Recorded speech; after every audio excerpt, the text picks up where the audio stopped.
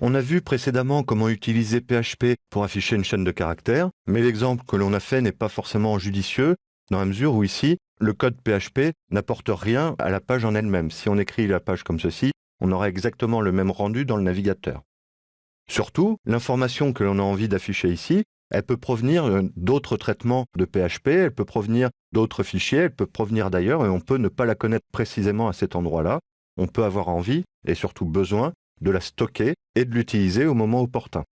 Pour cela, on va utiliser des variables, c'est-à-dire des noms arbitraires auxquels on va affecter une certaine valeur. Pour déclarer une variable en PHP, c'est relativement simple. Il suffit juste de la nommer et de lui affecter la valeur désirée. Alors quand je disais que le nom est arbitraire, c'est pas tout à fait vrai. Une variable en PHP doit toujours commencer par le signe $, être suivi d'une lettre et ensuite être composée d'une combinaison arbitraire de lettres, de chiffres ou de caractères soulignés. Donc par exemple ici j'ai appelé Toto. Pour l'anecdote, Toto c'est une variable qui est souvent utilisée en programmation pour des tests et pour des exemples. Donc $Toto et je l'affecte est égal à la chaîne de caractères qui représente ma balise HTML. Si je sauvegarde avec CTRL ou commande S et que je vais dans le navigateur pour voir le rendu, donc je rafraîchis la page avec F5, et là on voit que la phrase ne s'affiche plus. Donc si je fais CTRL ou commande U pour voir le code source, on voit effectivement que la portion de code n'apparaît plus dans la page HTML. En fait, on a déjà rencontré la même problématique tout à l'heure avec la commande echo. Ici, on a bien affecté du contenu à la variable $Toto, mais ensuite, on n'a pas demandé à PHP d'en faire quoi que ce soit. Donc, il l'a gardé en mémoire, mais il ne l'a pas affiché. Donc, pour l'afficher, il va falloir utiliser une seconde instruction. Alors, quand on utilise plusieurs instructions, il est préférable de les séparer par des sauts de ligne. Et là, je vais pouvoir mettre echo $Toto.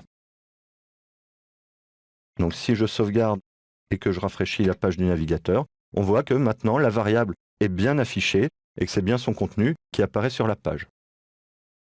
Alors ici, la variable $Toto a été affectée juste avant son utilisation, mais ce n'est pas obligatoire. On peut la déclarer bien avant. Par exemple, si je me mets ici et que je déplace la déclaration de la variable, je sauvegarde et je rafraîchis le navigateur, on voit bien que le rendu est strictement identique. Si j'affiche le code source, on voit que ma balise est bien positionnée à l'endroit où je l'ai souhaité, donc à l'endroit où j'ai mis le echo.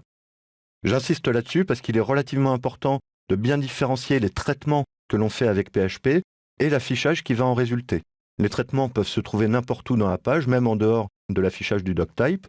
On pourrait mettre ici cette portion en tout début du fichier. On aurait exactement le même résultat.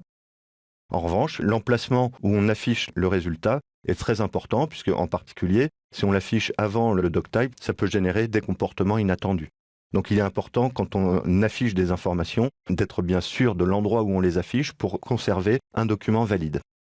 Autre chose, ici, donc j'ai demandé d'afficher $Toto, mais si je demande l'affichage de $Tata, par exemple, que je fais une sauvegarde et que je rafraîchis le navigateur, on voit qu'ici, PHP me renvoie une erreur. Alors, ce n'est pas tout à fait une erreur, vous voyez, c'est de type notice, c'est une information qui vous dit que Tata est une variable indéfinie et donc qui ne peut pas l'afficher. Alors, l'affichage de cette erreur dépend du paramétrage de votre version de PHP. Donc, en local, sur la version WAMP, c'est bien d'avoir l'affichage de ce type de notification pour pouvoir débugger. En revanche, alors là, j'ai téléchargé le même fichier sur l'hébergement Video2Brain de développer.com, donc sur un serveur.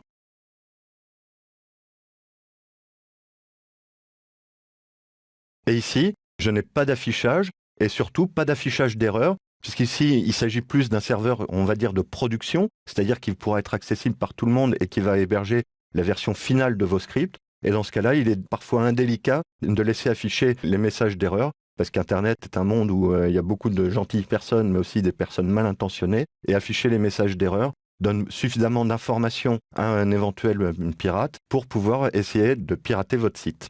Donc sur un serveur de production, en particulier sur un hébergement, en règle générale, les messages d'erreur de type notice ne sont pas affichés. Alors que sur mon serveur de test en local, les messages d'erreur sont affichés. Et donc essayer d'afficher une variable qui n'est pas définie n'est pas une bonne pratique, il vaut mieux éviter.